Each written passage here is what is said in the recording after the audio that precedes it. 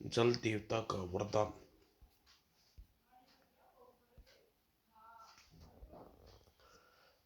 रघुपुर गांव में हरकिशन और बिरजू नाम के दो किसान रहते थे। वे बेहद ही लालची स्वभाव के का था, जबकि सरजू परम संतोषी व हर हाल में खुश रहने वाला।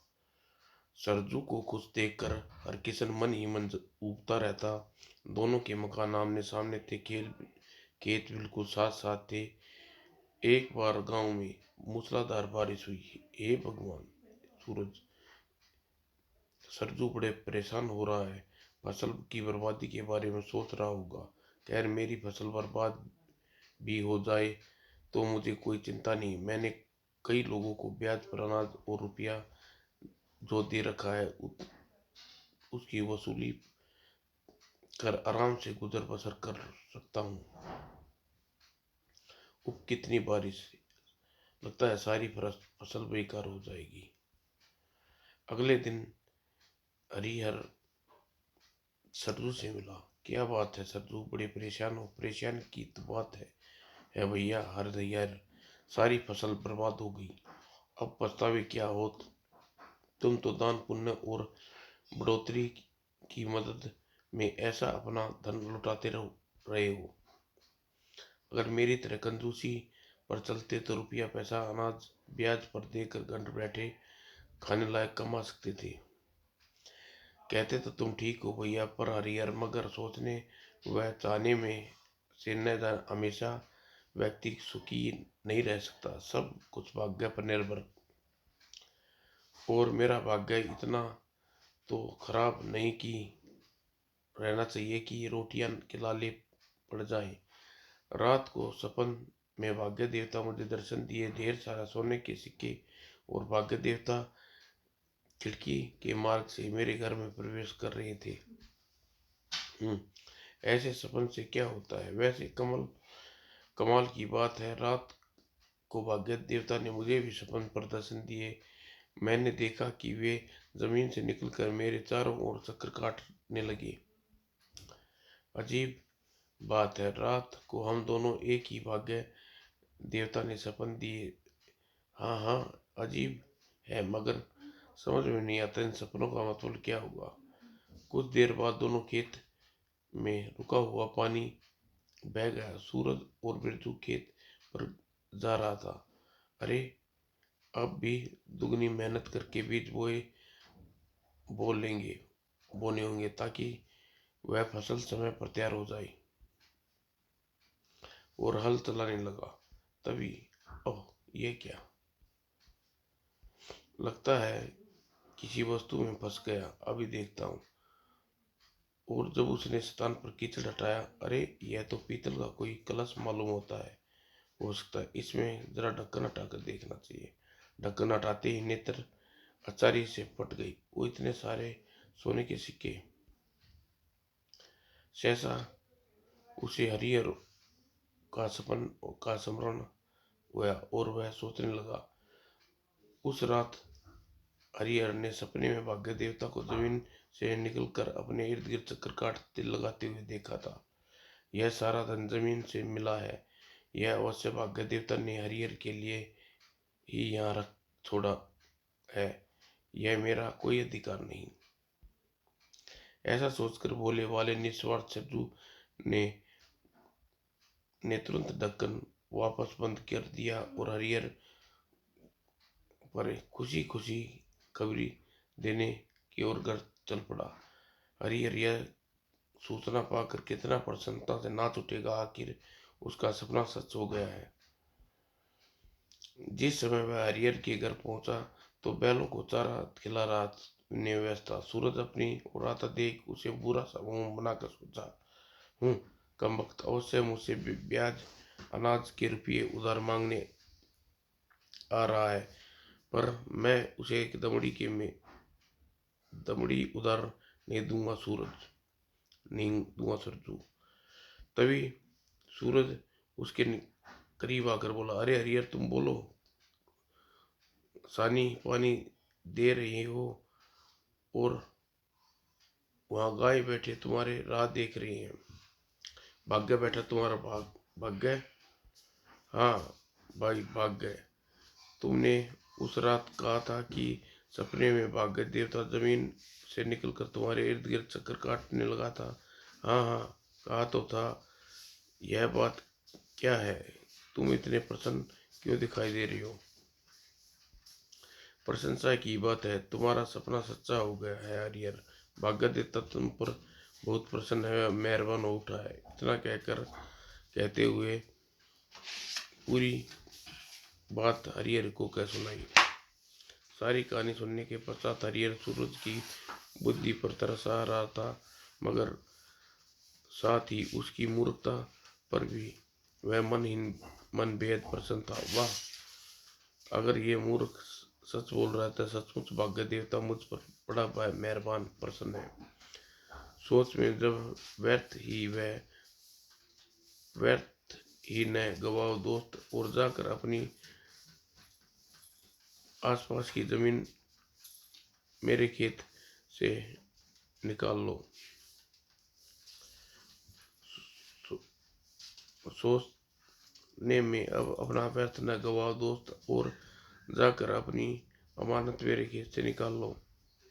निशानी के रूप में एक बड़ा सा पत्थर उस स्थान पर रखाया हूँ। मैं जाकर अभी कलश निकाल आता हूँ। तुम अपने घर में जाकर आराम करो। अजी कहाँ चल रही हो सत्यानाश? रोक दिया पीछे से। अरे भगवान, भाग्य देवता हम पर प्रसन्न हो गए हैं। सूरज को थोड़ा अनार देकर विदा करो, मैं अभी कुछ देर में लौट कर आता हूँ। आवाज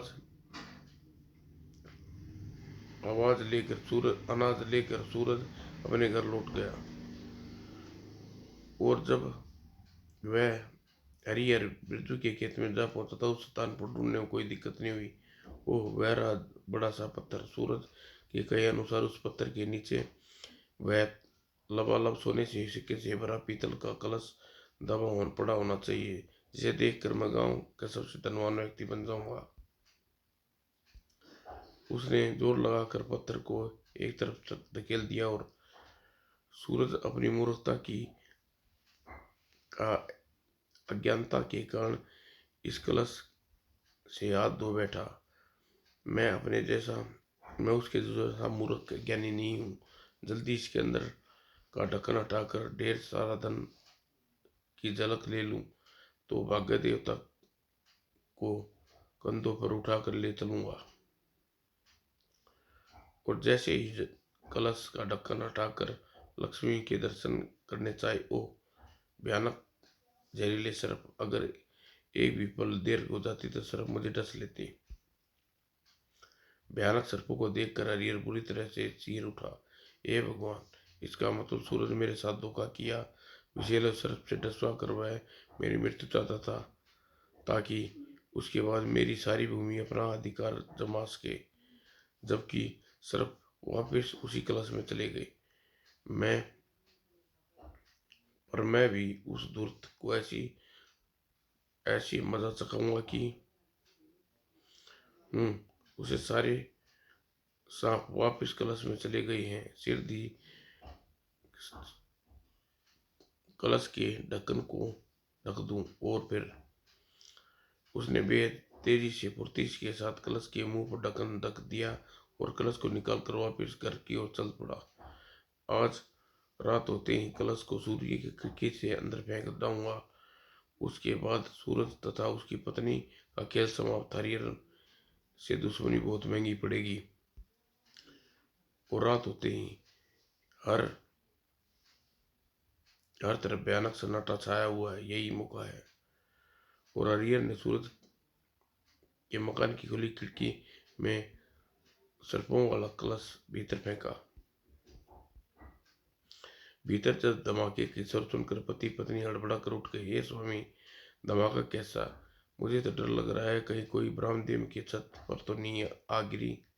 घबराओ नहीं प्रिय, लगता है खिड़की से किसी ने कुछ अंदर फेंका है। मैं अभी दीपक जलाकर देखता हूँ, अंधेरा तो हाथ को हाथ सुझाई नहीं पड़ता। और सूरज ने आले में रख दिया रोशन किया। हे प्रभु, इतना सारे धन के सिक्के! वाह, वह तेज आवाज इस पीतल के कलश की थी। परस को पृथ्वी टकराने से उत्पन्न हुई है। प्रिय, हमारी किस्मत पलट चुकी है। जहां आज मेरा सपन सच हो गया, भाग्य देवता ने खिड़की से हमारे रास्ते घर में पधारे हैं। धन्य है हमारे भाग्य, जब तुम्हारे सभी दुख दूर दूर हो जाएंगे। हाँ, हम इस धन से दूसरे गरीब किसानों की यथार्थ मदद कर सकते हैं, मगर जल्दी से इस धन को एकत्रित करो ताकि चोर डाकुओं से सुरक्षित कर सके। फिर भोर के उजाले फैलने से पूर्व सूर्य ने चंद सोने के सिक्के कलश से निकाले उन गरीब किसानों के घरों की ओर चल पड़ा, जो खेतों की फसल भी वर्षा के कारण तबाह हो गई थी। यह लो दीनू काका, तुम्हें भी जो खरीदने के लिए रुपये की जरूरत थी न। खुशी रहो बेटे, तुम्हें मेरी कितनी समस्या आसान कर दी। तुम्हारे बैल मर गए थे तो क्या हुआ, इन रुपयों को नए बैल खरीद लेना। मगर सूरज, इनकार मत करना जीतू भाई, अन्यथा मेरा दिल टूट जाएगा। मैं किस तरह तुम्हारा शुक्रिया अदा करूं सूरज। अगर तुम आज में हमारी मदद न करते, न जाने हमारा क्या हाल होता। मैं तो कुछ भी नहीं किया, मेरे भाग्य ने मेरी मदद की और मैं तुम्हारी कर रहा हूँ। आखिर इसी लेन देन और विश्वास ही तो दुनिया में कायम है। अच्छा, मैं चलता हूँ। भाग्य तुम्हारा 100 बरस तक भाग्य तुम्हारी उम्र 100 वर्ष तक बनाए रखे। ओह, ये लोग कितने भले और भोले हैं, सब मुझ पर दुआएं दे रहे हैं। लेकिन भाग्य मेरी मदद न करता तो मैं इनकी मदद कैसे करता। उधर भोर का उजाला फैलने पर हरिहर जैसे सोकर उठा। उसे सूरज की पत्नी के विषय में जानने की उत्सुकता हुई। पहले चलकर उन दोनों कमबख्तों का हाल चाल मालूम करूं। मुझे उम्मीद तो नहीं कि वे उस विषैले सर्प के विष के प्रभाव से बचने के लिए होंगे, पर क्या मालूम अभी जीवित हों, तड़प तड़पते हुए अपनी जिंदगी की शेष सांसें गिन रहे हों। ईश्वर उनकी आत्मा को शांति दे। किंतु घर से बाहर निकलते ही जैसे सामने बिरजू को आते देखा, उसके तन बदन में ईर्ष्या से अग्नि से सुलग उठा। ओह, यह धोखेबाज तो न केवल जीवित है बल्कि प्रसन्नचित्त भी दिखाई पड़ रहा है। लेकिन यह कैसे हो सकता है, वह खतरनाक सांप से बचना संभव था। ओ हरिहर, कमाल हो गया हरिहर, तुम शाम को तुम्हारा सपन पूरा हो गया और रात को मेरा भी। दयालु भगवान देवता खिड़की के रास्ते से मेरे घर पधारे। और अब देखना हरिहर, भाग्य देवता की कृपा से हम धरती हरी भरी हो जाएगी और कहीं फाकों की नौबत नहीं आने वाली। ओह, इसका मतलब यह हुआ कि उस पीतल के कलश में वास्तव में सोने के सिक्के से भरे हुए थे। और मालूम मालूम कि वह सर्प उन सिक्कों की सुरक्षा हेतु उस पर विराजमान रहे होंगे। ओह, मैं कितना बड़ा मूर्ख हूँ। आए दौलत का को लात मार दी। काश मैं एक बार कलश के भीतर झांक लिया होता। उस दिन के पश्चात पूरे गांव में सुरजू की प्रशंसा होने लगी। गांव के लोग उसकी सज्जनता की कहानियां कहने लगे थे। परंतु ईश्वर हरिहर के द्वेष के कारण बुरा हाल था। वह सरयू को नीचा दिखाने का उपाय सोचता रहा। एक दिन, ओह, वह आ रहा सुअर सूरज, आज सभी बदले एक साथ चुकाने का समय आ गया है। वह विष मिश्रित प्रसाद के सेवन करते ही पति पत्नी दोनों इस गांव से नहीं बल्कि दुनिया से कूच कर जाएंगे। और प्रणाम भैया, क्या मंदिर से होकर लौट रहे हो। वाह, तुम्हारे हाथ में यह भगवान का प्रसाद होना चाहिए। क्या मुझे प्रसाद नहीं दोगे हरिहर। कभी ने इतनी देर से मैं मंदिर की सीढ़ियों पर खड़ा तेरा ही कैसे लौटने का इंतजार कर रहा था। क्यों नहीं सूरज, यह लो, और थोड़ा प्रसाद भाभी को भी खिला देना। और विषयुक्त प्रसाद देने उसके दोनों हाथों से लेकर सूरज को अपनी घर की ओर चल दिया। और हरिहर ठहाका लगाकर मन में कह उठा, हा हा, आज मेरे सीने की धधक रही प्रतिशोध की अग्नि आज कई दिनों बाद जाकर उस समय शांत होगी जब तुम दोनों विषित लाश देख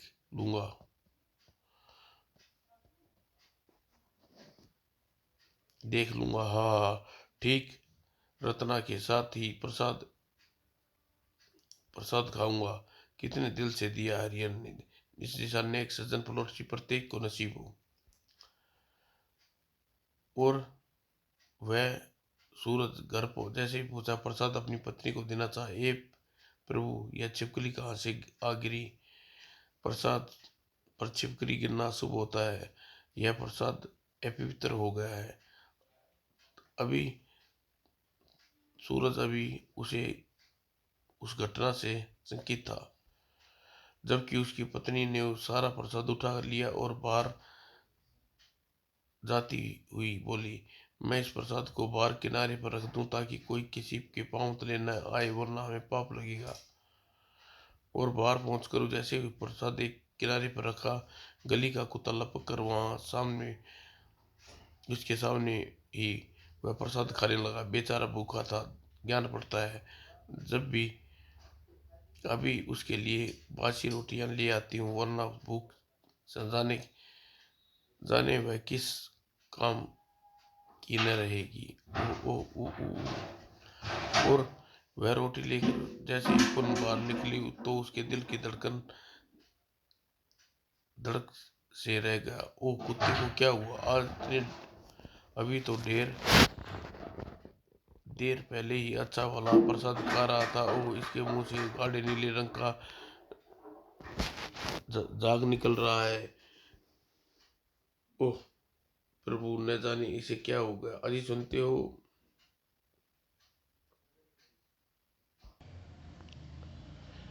बात आई गई हो गई। उस दिन रत्ना सावधानीवश हरिहर के हाथों से दी गई किसी भी वस्तु को हाथ न लगाने की कसम खा ली। उधर अपनी दूसरी चाल भी बेकार जाते देख हरिहर को छाती पर सांप लौट गया। वह एक रात उसने फिर एक नया काम किया। अब तुम्हें बचाने वाला कोई न होगा सूरज। मेरी लगाई इस आग से तुम कोयले के समान जल भुनकर मरोगे। देखते ही देखते आग के भयानक रूप धारण कर लिया। सूरज के पूरे मकान ने अपनी चपेट में ले लिया। गांव वाले को शोर मचाते हुए सूरज की तरफ भाग पड़े। जब सूरज को आग की गर्मी का एहसास हुआ, सूरज और उसकी पत्नी रत्ना नींद उचट गई।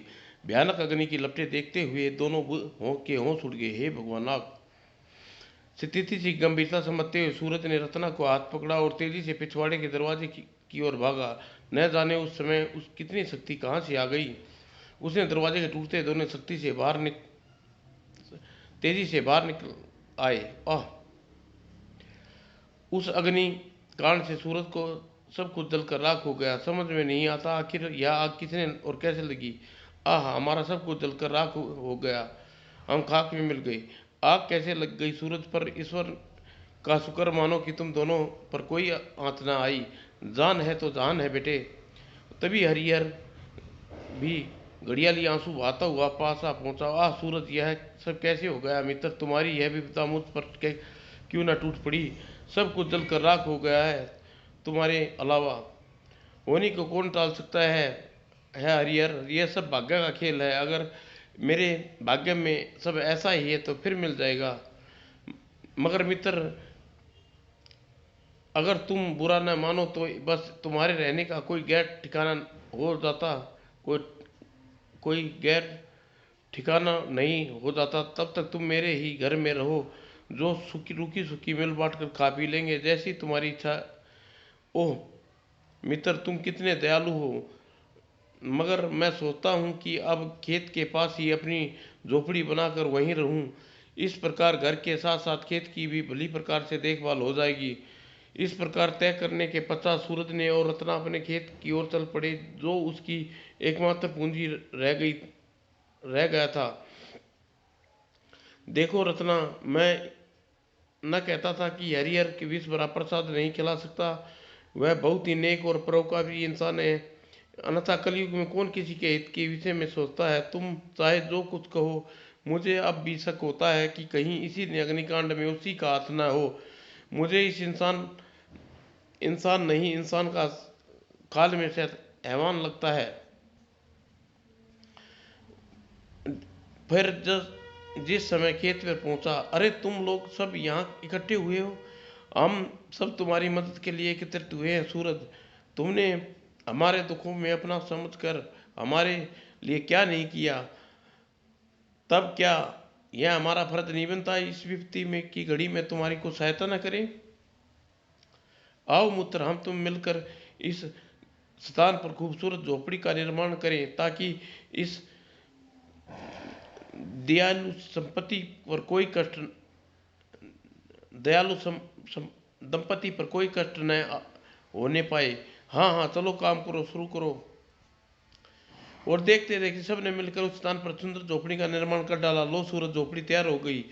और अगर किसी वस्तु की आवश्यकता हो तो निसंकोच हमसे कहना। अगर तुम्हारे किसी काम आ सके तो खुद को बड़ा भाग्यशाली समझेंगे। अवश्य बाबा, और आपका बहुत बहुत धन्यवाद मित्रों।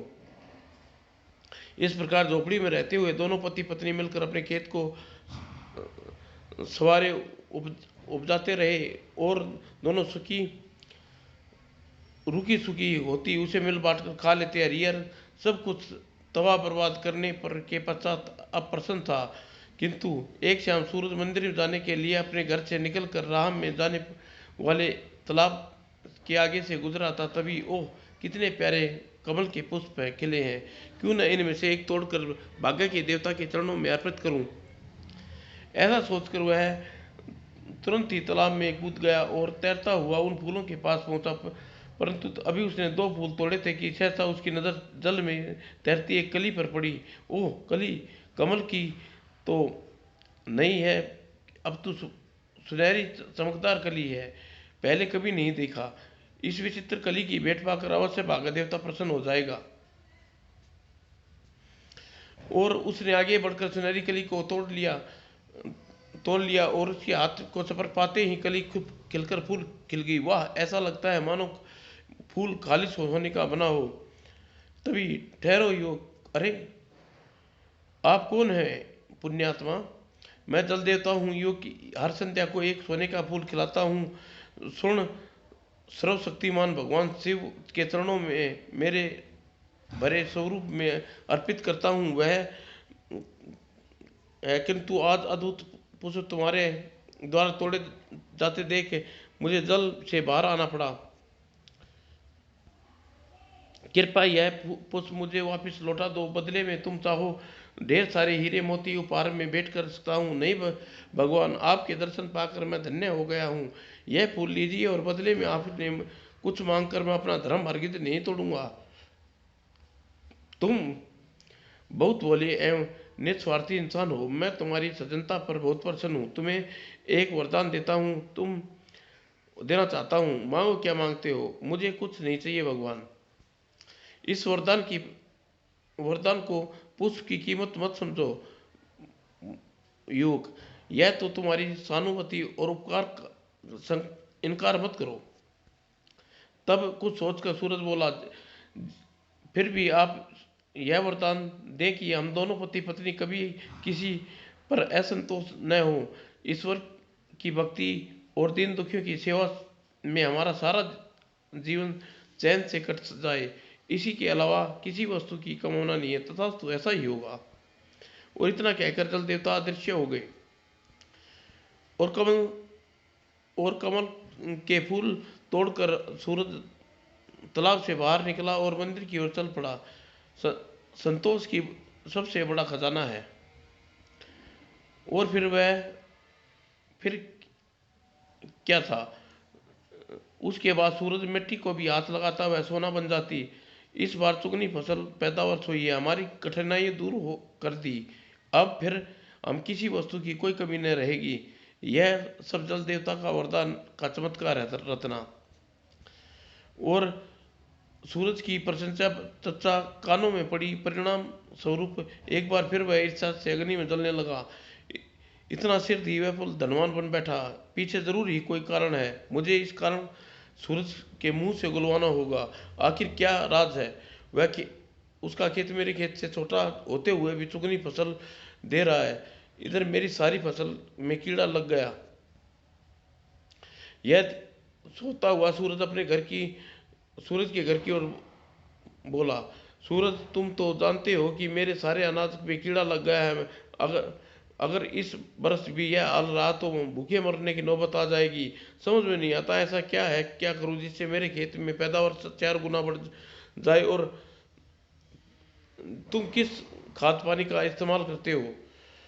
यह सुनकर सूरज मुस्कुरा कर कहा, यह जल देवता के सुनहरे फूल की करामात है मित्र, जिसने मेरा भाग्य प्रबल हो उठा। जल देवता का सुनहरी फूल? हरिहर हरिहर ने बहुत पूछने पर सूरज ने फूल वाली बात बता दी। वह सीधा उस तालाब के किनारे पहुंचा और कमल के फूल के हाथ में लेकर कली को भी तोड़ लिया। और ठहरो यो कि पुष्प मुझे लौटा दो, बदले में चाहे मैं तुम्हें हीरे मोती से तोड़ दूंगा। क्या? सूरज ने प्रशंसा का राज के जानने के बाद हरिहर वहां रुका नहीं, बल्कि, अच्छा सूरज मुझे इजाजत दो, बीवी घर पे मेरा इंतजार कर रही होगी। अरे अरे सुनो, नाश्ता तो करते जाओ। लेकिन हरिहर नहीं रुका।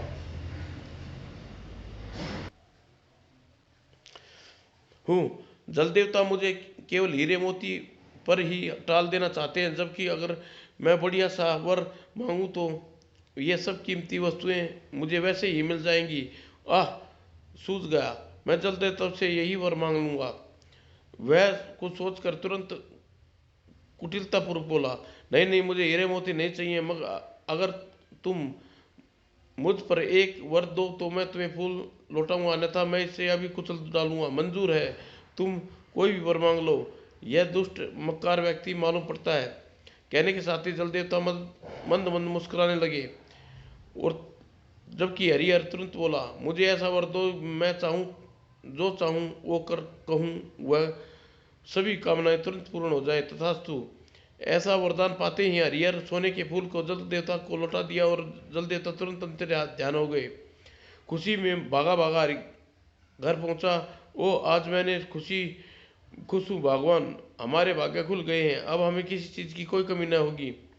गांव आते ही सबसे पहले पास के दूसरे गांव भी में जब कोई धनवान संपन्न व्यक्ति ढूंढे से हमारे पास दौलत होगी,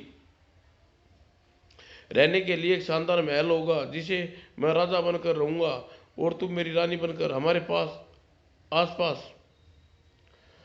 और सहसा ही वह आश्चर्य से चीख पड़ा, हमारे आसपास दास दासियां जम का घंट लगा होगा, हमारे आदेश के गुलाम होंगे। देखो देखो भगवान, जब मैंने जो कुछ कहा सब वैसा ही हो रहा है।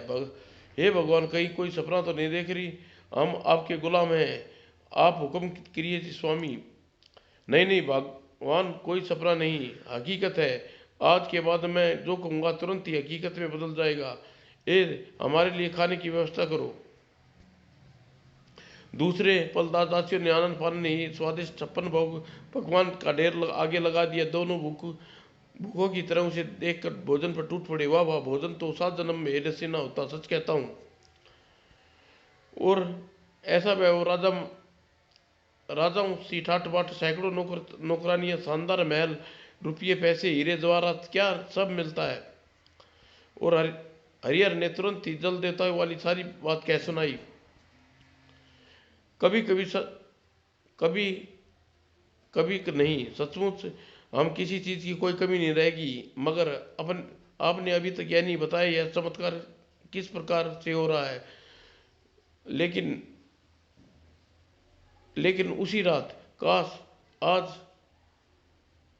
भी उस सूरज का मकान इस महल के सामने होता, मैं उसे दिखाता भाग्य का देवता किस पर अधिक मेहरबान हुआ है। और इसमें गलती मेरी ही है, मैंने ही उसे तबाह बर्बाद न किया होता तो वह खेत में जाकर न रहता। लेकिन हरिहर के इस बात से अनजान था कि मैं उसकी कही एक एक बात सत्य होती जा रही है। और जिसका परिणाम यह था कि सामने खड़ा सूरज का वह मकान भी जो कि उस तरह शानदार नजर आ रहा था। और भीतर सो रहे रत्ना को खबर तक न हुई। वे पुराने मकान में वापस लौट आए हैं थे और हरिहर न जाने क्या क्या सोचता चला गया। उप अगर मेरी तरह द्वेष में आकर कोई दूसरा मेरे इस शानदार महल में आग लगा दे तथा मैं और मेरी पत्नी आग में जल जाएं तो कितनी दर्दनाक मौत होगी। बचाओ बचाओ। और महल में आग लगने लगी और जलने के कारण हरिहर और उसकी पत्नी बदहवास होकर चीखने चिल्लाने लगे। चीखते चीख चिल्लाते का स्वर सुनकर सूरज और रत्ना भी घर से बाहर निकले और चिंतित खड़े सारा दृश्य देखते चले गए। हाय मैं जली, हा जल देवता के वरदान ने मेरी जान ले ली। सूरज और रत्ना देखते ही देखते आलीशान महल और हरिहर उसकी पत्नी आग की भेंट चढ़ गए। सूरज समझते देर न लगी। हरिहर का लालच देश के फल उसे मिला है। इंसान को अपने कर्मों की फल इसी दुनिया में रहते हुए भोगना पड़ता है। हरिहर के कुकर्मों की सजा मिली है। सच कहती हो, संतोष सबसे बड़ा खजाना है जो हमारे पास है। और सूरज और रत्ना ही हमेशा की तरह दीन दुखियों और सेवा शुद्ध करते हुए अपनी बाकी दिन चैन से कटने लगे। दूसरा भाग्य। एक लकड़हारा था। वह दिन भर लकड़ी काटता, शाम को हाट में बेचकर आता, जो कुछ मिलता उसी से रुकी सुखी खाकर अपनी पत्नी के साथ गुजारा चला रहा था। उसकी पत्नी गुणवती थी। गुणवती बोली, सुनो जी, यह गांव भुखड़ों का गांव है। यहाँ से पेट भर रोटी भी नसीब नहीं होती, फिर जंगल से पेड़ की ठूट हो रहे हैं। क्या काटोगे और क्या बेचो, क्या कमाओ, आज क्या खाओ। अच्छा है कि हम किसी दूसरे गांव में चलते हैं, जंगल भी है और लकड़ी भी। अरे भगवान, अपना गांव छोड़कर भटकना ठीक नहीं। फिर भी आज जो अच्छा तैसा रोटी तो नसीब हो रही है, कहीं और जान तो लाले पड़ भी न, और जाने तो पड़े हो भी न हो। लकड़हारे की बात बहुत समझाया, परंतु उसकी पत्नी ने मानी। हार कर लकड़हारे ने एक दिन अपना गांव छोड़ दिया, पड़ोस के गांव में जा बसा और झोपड़ी बनाई। उसके पास एक पंडित का मकान था। पंडित जी पाए लागू पंडित जी पड़तानी पाए लागी जी।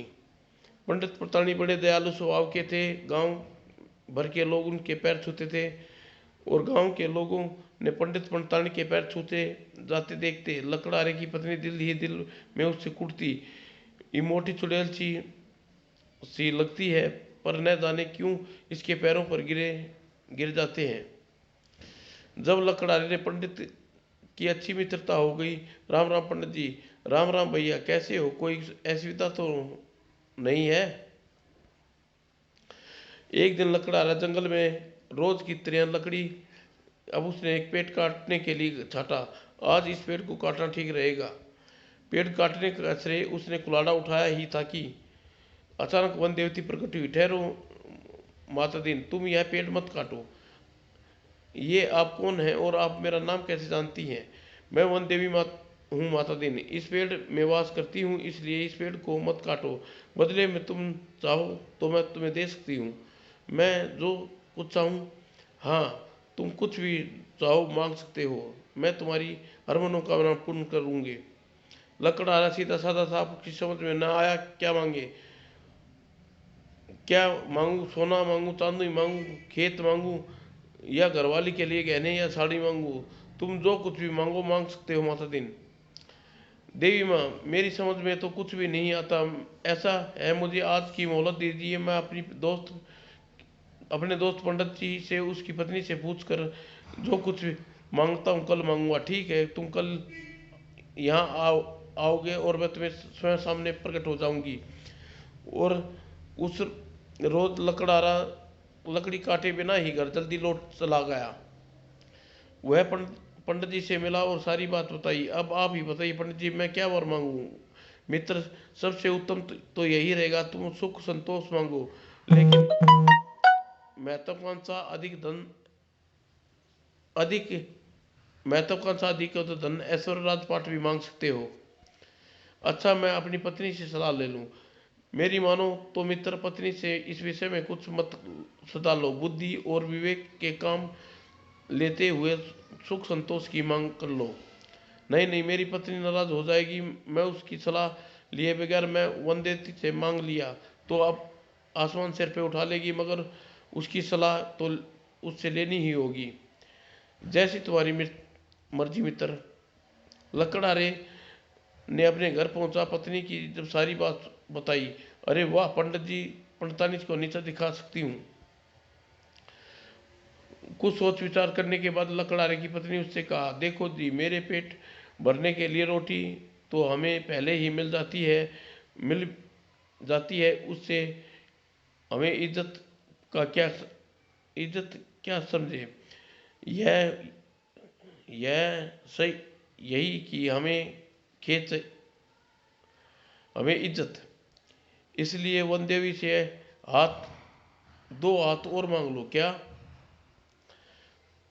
तेरा दिमाग तो खराब नहीं हो गया भगवान? दिमाग खराब हो तुम्हारे पड़ोसियों का, जिसने तुम्हें सलाह दी कि सुख संतोष ऐश्वर्य मांग लो।